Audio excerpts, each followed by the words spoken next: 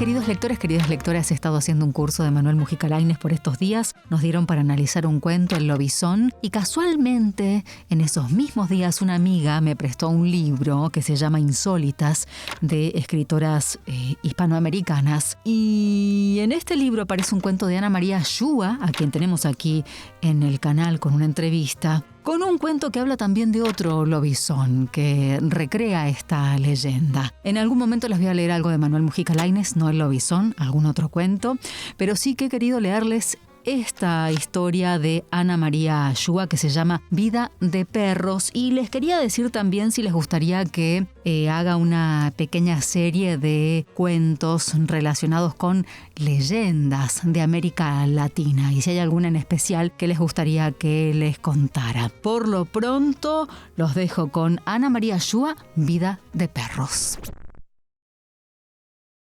Me llamo Juan Domingo Benjamín.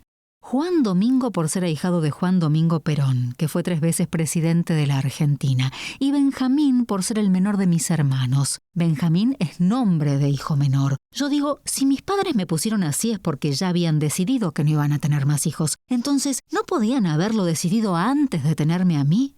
Como 7º hijo varón, mi vida no fue fácil. Por ejemplo, fue un problema tener de padrino a Perón, un presidente argentino al que muchos querían y muchos odiaban. Una ley nacional decía que el 7º hijo varón tenía que ser ahijado del presidente para que no lo trataran mal por lobizón. Pero mi familia era antiperonista. En el fondo, todos hubieran preferido que me convirtiera en lobo las noches de luna llena y no que me llamara Juan Domingo.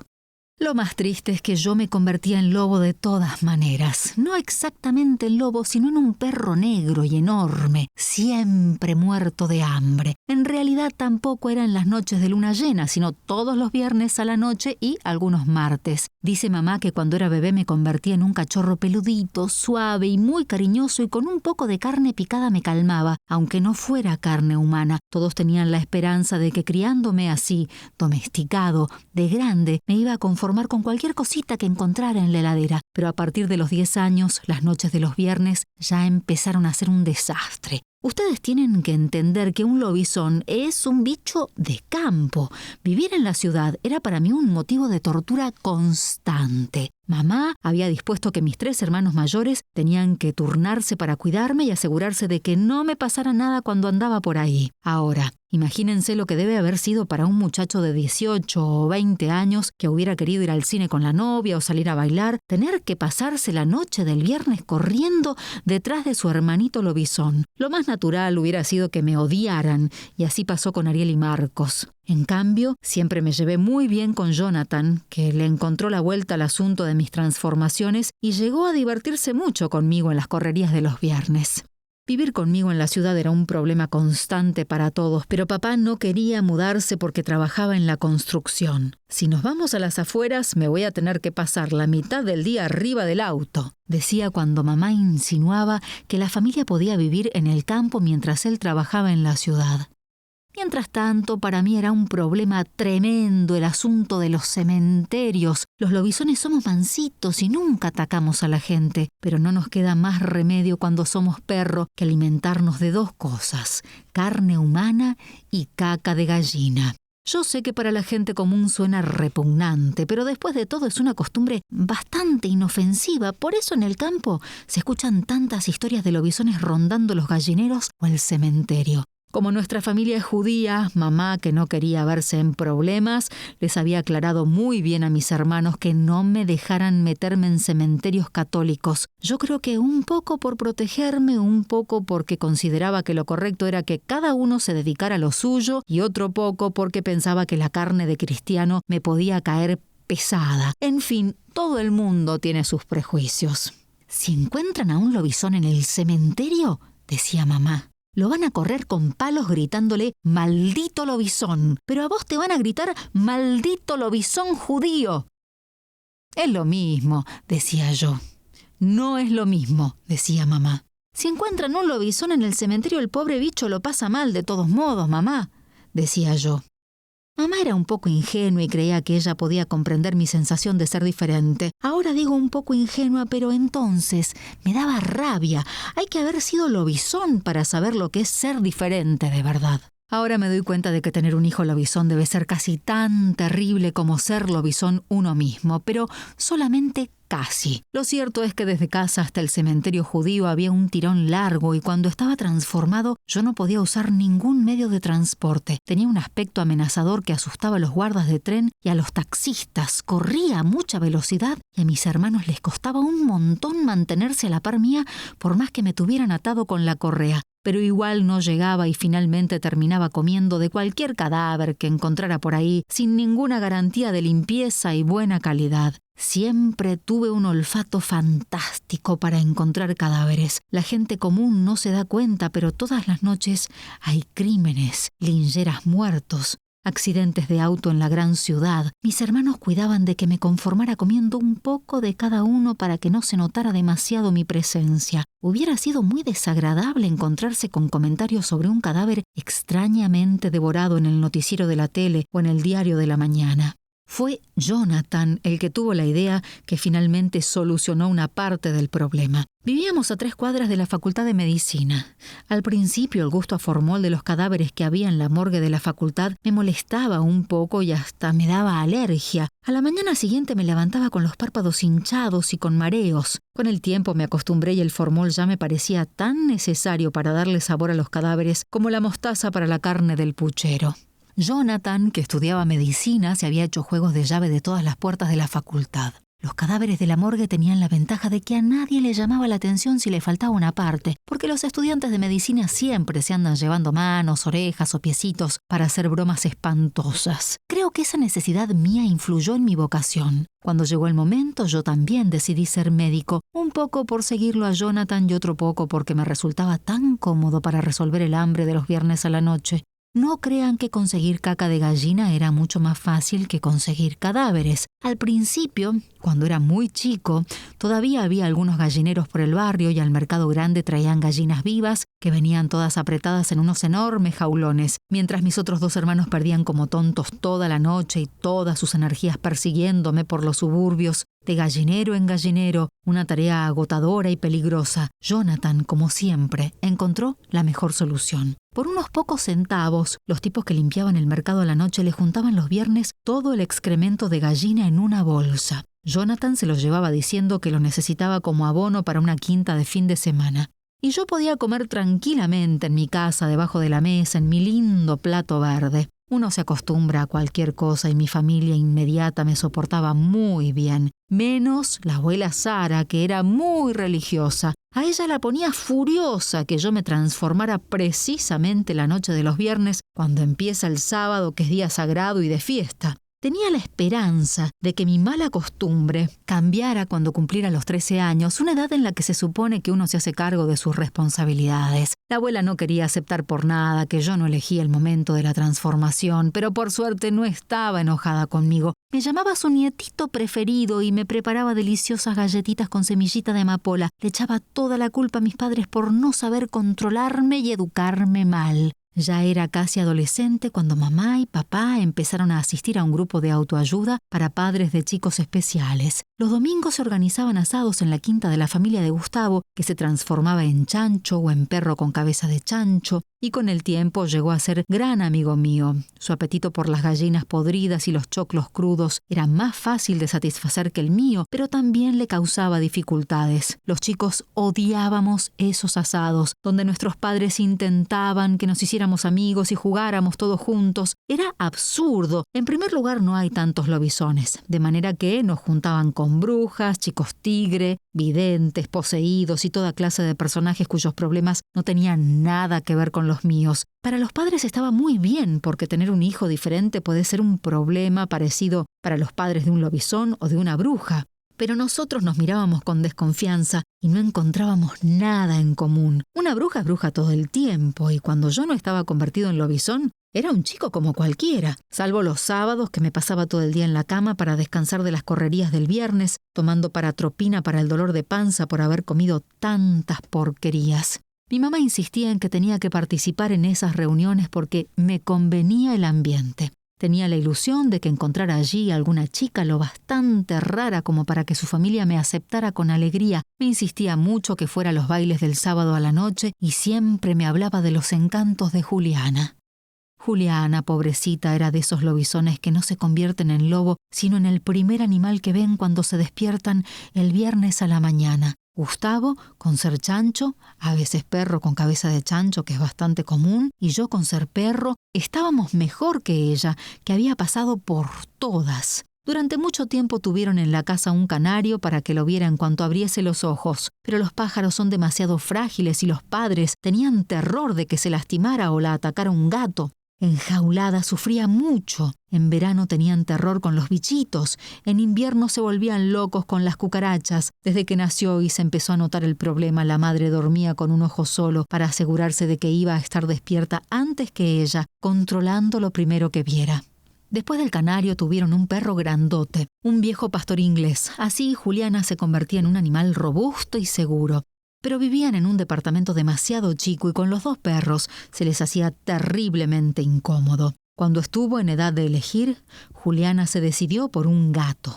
Una vez las hermanas, por hacerle una broma, la despertaron con una lombriz delante de los ojos y fue horrible. Era una chica malhumorada, con una cara completamente inexpresiva, como si sus músculos estuvieran tan agotados de modificarse en las transformaciones que ya no le quedaran fuerzas para sonreír o llorar. Una vez, por hacer un experimento, había dejado un microscopio al lado de la cama y se había convertido en bacteria. Le gustaban mucho las matemáticas y pensaba estudiar física nuclear. Ella suponía que su problema tenía alguna relación con los átomos y las moléculas. Cuando pensábamos en nuestro futuro, de algún modo todos nos inclinábamos por profesiones que pudieran ayudarnos a resolver nuestro problema, como biología, química, medicina, pero también sociología, filosofía y hasta ciencias ocultas. A mí, las chicas del grupo de padres especiales no me interesaban nada. Me irritaban las poseídas, tan imprevisibles, y más todavía las brujas, séptimas hijas mujeres, que serían un problema para sus padres, pero estaban encantadas de jugar con sus poderes y se divertían ensayándolos. Tenía 17 años cuando conocí a Débora.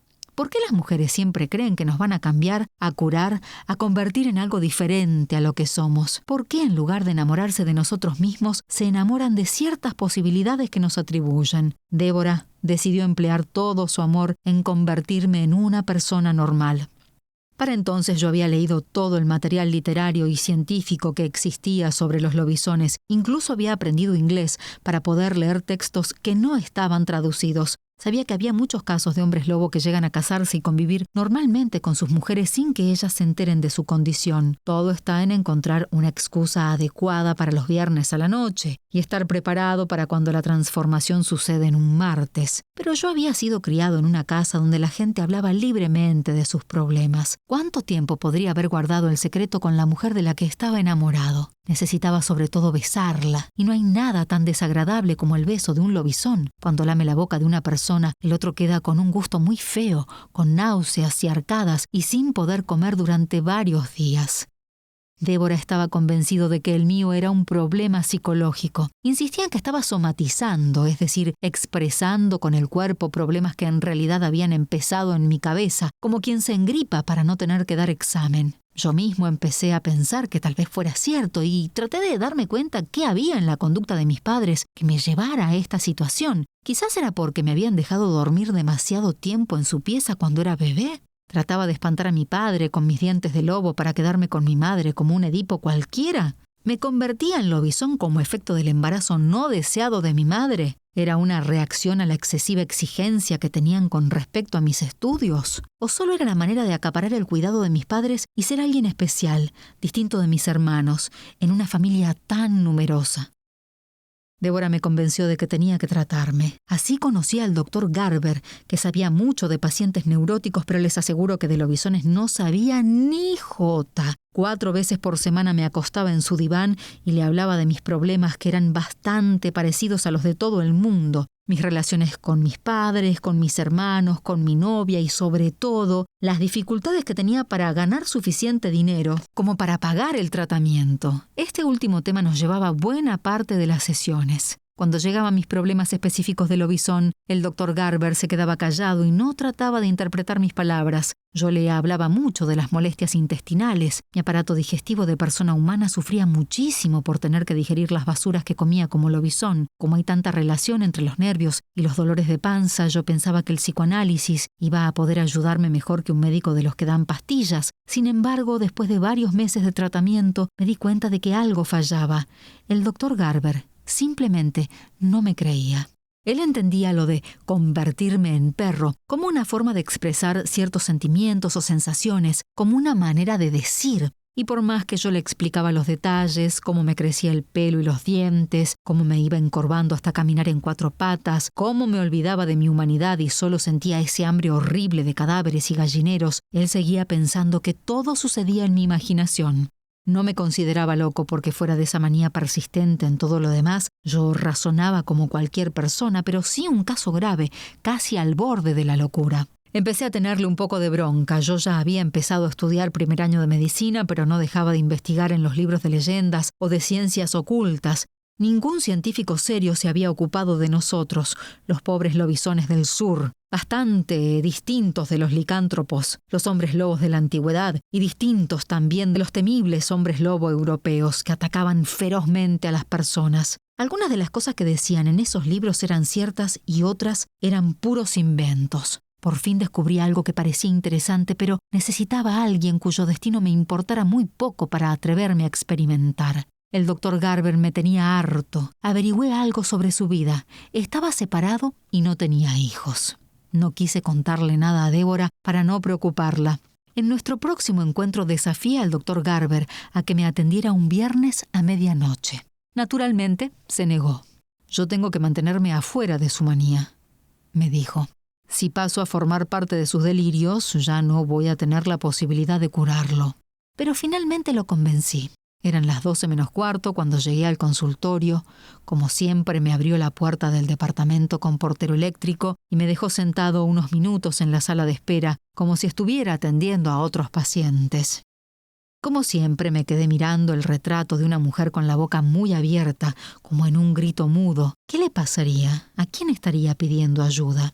Por fin me hizo pasar al consultorio. Me acosté en el diván como siempre y empecé a hablar de tonterías. A las 12 menos un minuto le mostré el dorso de la mano que empezaba a cubrirse de pelos. «A mí me pasó lo mismo», me dijo el doctor Garber, cuando estaba tomando minoxidil por boca para que me creciera el pelo en la cabeza. Me salieron pelos hasta de las orejas. «Pero no tan rápido, supongo», le contesté, y mi voz ya estaba empezando a cambiar.